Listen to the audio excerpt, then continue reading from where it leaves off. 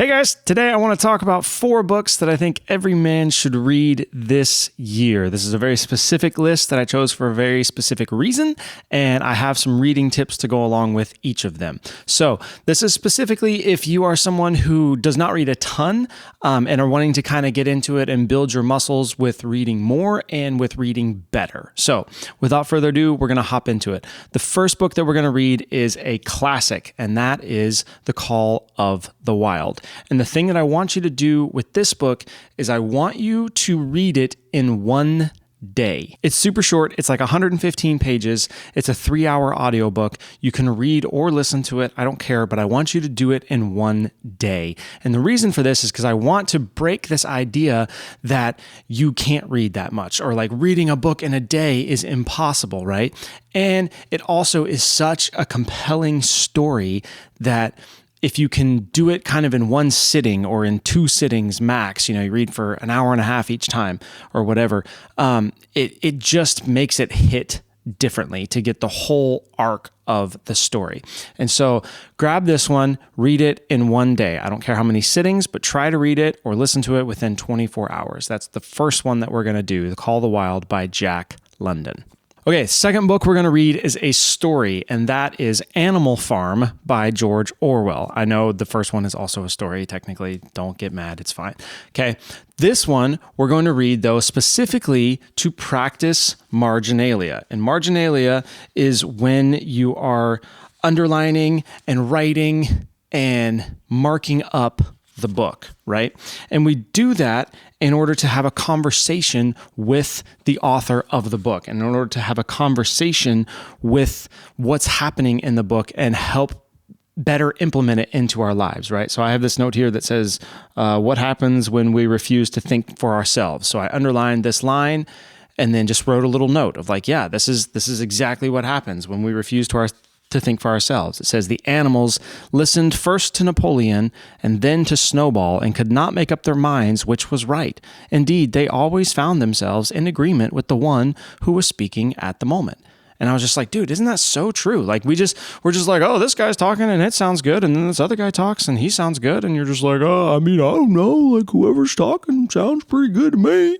Right? And it's like when we refuse to actually use our own brain to think about things, this is what happens. So this book is amazing. This book is an allegory, and there is so much applicable to it, to our modern day life, and so much you can pull out of it in looking at the history of our country and politics in our country and where stuff is at and where stuff might be going.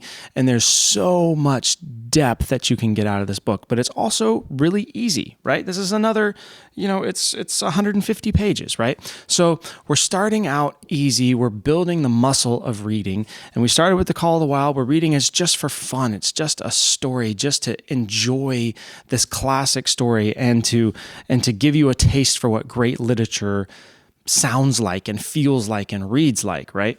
And then we're going to dig into something a little bit deeper that has a ton of hidden meaning and underlying things, and it's an allegory through and through.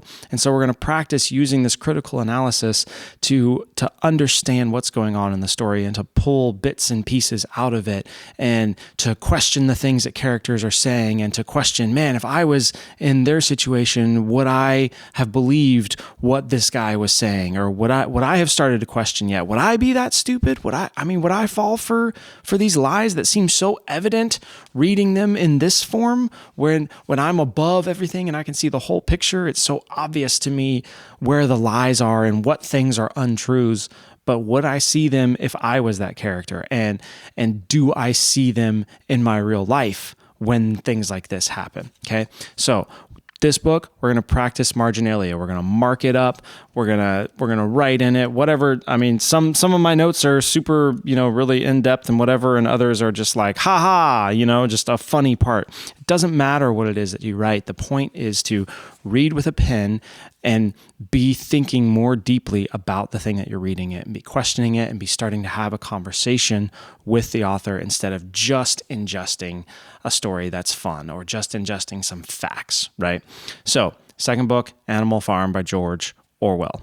All right, third book I don't actually have, but we're going to read a biography. One of the best things that you can read is stories of men who have lived life well, right? Because they're going to give you all of these examples, this broad example, but throughout all these totally different details of someone's life, you're going to see these themes across all of them. One of the things that I noticed recently was I was reading a book I'm reading Grant by Ron Chernow, and I told my wife, I was like, babe, I just realized I have 8 massive biographies on my shelf that I've read about these great, great men that were just massively changed the world. And these guys did amazing things. And I was like, in every single one of them, there's some sentence somewhere that somebody says, this man was a voracious reader. I was like, it's in the Washington biography, and it's in Bonhoeffer's biography, and it's in Martin Luther's biography, and it's in the Teddy Roosevelt biography, and now it's in the Grant biography. And just everywhere I look, I'm reading these stories of great men, and you'll start to see these threads that even though the details are different, one of the things that unifies these guys who lived a great life, in this case, is they were great readers, and they loved to learn, and they wanted to understand more of the world and their place in it. And so they were constantly learning and constantly trying to improve themselves. So with that, the book that we're going to read is 7 Men by Eric Metaxas. And this book I'm going to get, there's actually a couple follow-up books that he wrote to it that I also really want to get. But the thing that I loved about this book is he talks about 7 different characters. So he mentions George Washington, William Wilberforce, Eric Liddell, Dietrich Bonhoeffer, Jackie Robinson, John Paul II, and Charles Colson. And the thing that I love is that each of these is 20 to 30 pages, maybe. So they're a very condensed version of this person's life. And one, it helps to see these interconnected threads across multiple different lives, right? 7 lives of these great men that lived in different times and different circumstances and had different problems. And you'll start to see all these interconnected threads. But the other reason why I want to read this book is because I want you to then choose one of these 7 men and then go pick out another book about them. So we're going to use this as a starting point and a jumping off point to then go find a better book. I have a video about this called How to Find Great Books. And that's one of the things that I do all the time is I'll read something and then that will spark this desire to learn more about this person or this thing or whatever. So whichever of these men that you read whose story in this super condensed 30-page version, their story is just like, oh my gosh, that was insane, right? Then go find a bigger book that you can read about them. So for this list in particular, if the Bonhoeffer story really struck you, go get Eric Metaxas' book, Bonhoeffer. It's amazing. This whole story is incredible. And this is a 500-page just delving into all of the bits and pieces of his life, right? Or if George Washington is the one that stuck out to you, go get Ron Chernow's book, Washington, A Life. This book is incredible. It's one of the best biographies of Washington that there is out there. And it digs so much more. It takes those 30 pages that Eric wrote and turns them into 800 pages about this incredible, incredible man who was our first president and who had all of the power in the world at his fingertips and just said, no, like, okay, I'm good. Like I did what I'm here to do and set it down. And he could have so easily taken it up and become this, I'm the king and perpetuated this whole thing that he just fought against. And instead he was wise enough to recognize what's going on, to see the reality of things, and humble enough to say, nope, I've done my part now.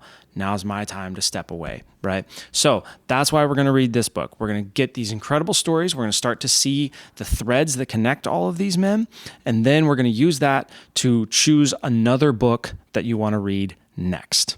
Finally, the last book that we're going to read is a guide to living well and living better, and that is Extreme Ownership by Jocko Willink. This book is not easy, not necessarily in the sense of it's pretty easy to read. It's not very complicated, but Jocko's message is, honestly, Extreme Ownership is one of those books that the longer I have sat with it, the more I have come to appreciate it. When I read it the first time, I was kind of like, okay, like this is good, but I don't like, like there's nothing wrong about it, but I just don't understand the hype about it. And it was very much in the middle of like all the extreme ownership. This is the greatest book ever written.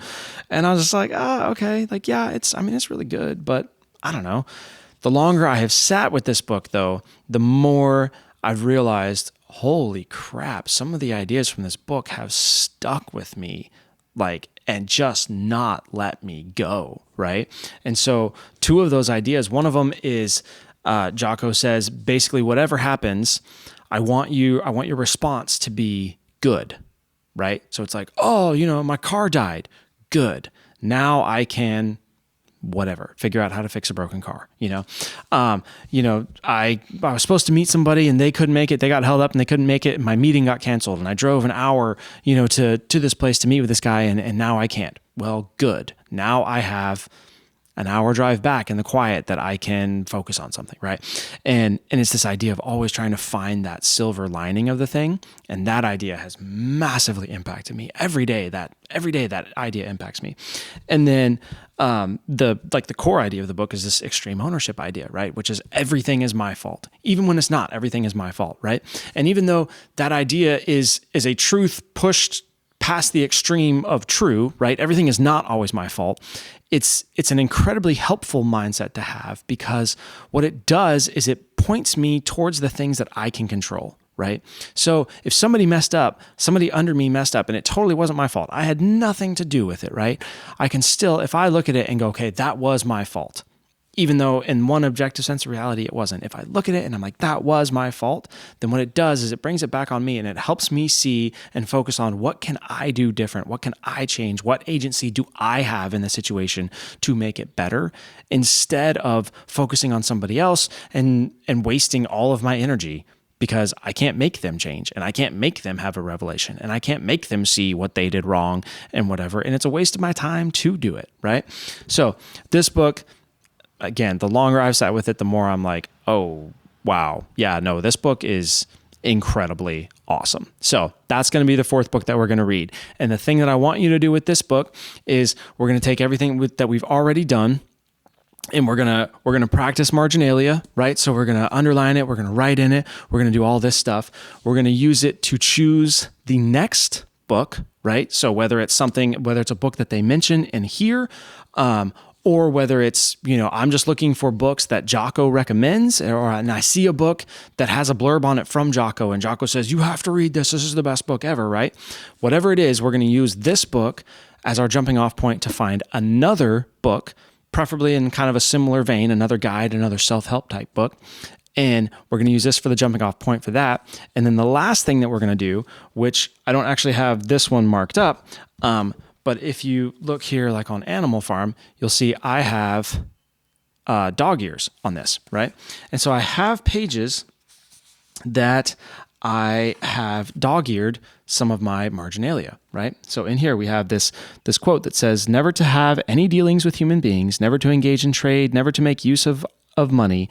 Had not these been among the earliest resolutions passed at that first triumphant meeting after Jones was expelled? All the animals remembered passing such resolutions, or at least they thought that they remembered it. And that just stuck out to me. That was just a passage that was like, man, how many things do we sit here that were like, I think I remember that was a deal. Like, I think I remember that we said that was going to be a thing.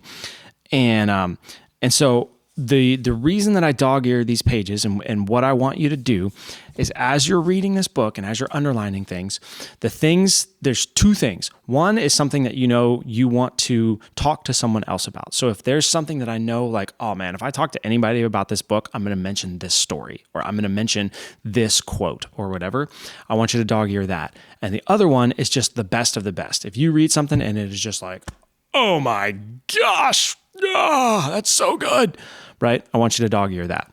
And then what I want you to do is, when you're done with the book, I want you to create a note in Notes app on your phone. I don't care where you do it. You can handwrite it if you want. Doesn't matter to me. But I want you to go back through the book, go to everything that you dog-eared, and manually transfer it over to a reference note that you make. So you're going to make a book note about extreme ownership. You're going to write in everything that you put a dog ear on. And then what you're going to have is this note that is all your favorite stuff from Extreme Ownership. And then you can go back to that note later on when you talk to somebody about it, or when you're just thinking about that book. It gives you two awesome options, right? Because if you're home, you can just pick up the book and you can flip through it and you can see your dog ears and you can go, oh, wow, I remember when I read that and that hit me so hard. Or like, man, I was thinking about that one lesson that he had and I can't remember what it was, and you can go in and find it. Or you have the option of doing it now also on your phone or on your computer. I do mine in the Notes app on Mac, on my iPhone. And I'm building this repertoire. And what I'm doing is I'm trying to take all of this knowledge and I'm trying to synthesize it down and integrate it down into something that can actually change my life and actually be put into use in my life. So it's not just knowledge that I know because I know, it's something that I've actually thought about and pondered on and worked out into something that can actually affect my real life. So that's the plan. Those are the books. Let me know if you're interested in doing that. I would love to hear if you've read some of these. Let me know what you thought about them. And and so the final thing is that I have an extra copy of Extreme Ownership, and it is looking for a good home. And so if you would like a chance to win this copy of this book, I would love to send it to you, especially if you have never read it before, or if you have read it, but you don't actually own the physical copy. There's something magical about physical copies of books. And there's a whole bunch of reasons. If you haven't watched it, you should watch the John Lovell Warrior Poet Society bookstore rant about having physical books, because it's so good. I love that. I went out and bought like 5 books immediately after watching that video. But yeah, so if you haven't read this, or if you have read it, but you don't actually physically own it, I would love a chance to send this to you. So all you have to do is make sure you're subscribed and then leave me a comment down below. We're small enough channel still that I'm just going to read every single comment. And honestly, I'm not going to do a randomized picker. I want to actually go in. I want to hear your story. I want to hear your thoughts. I want to hear whatever it is that you have to say. And I would love to pick somebody to send this book to. So yeah. That's all we got. That's the first one. I have no idea what I'm doing. I've never done a giveaway on YouTube before. So we will see how this works and we'll figure it out together. And hopefully someone will get a physical copy of a book that will change their life. So yeah, there you go. There you have it. That's all I have for today. Hope you guys are having a great day. And yeah, I'll see you in the next one.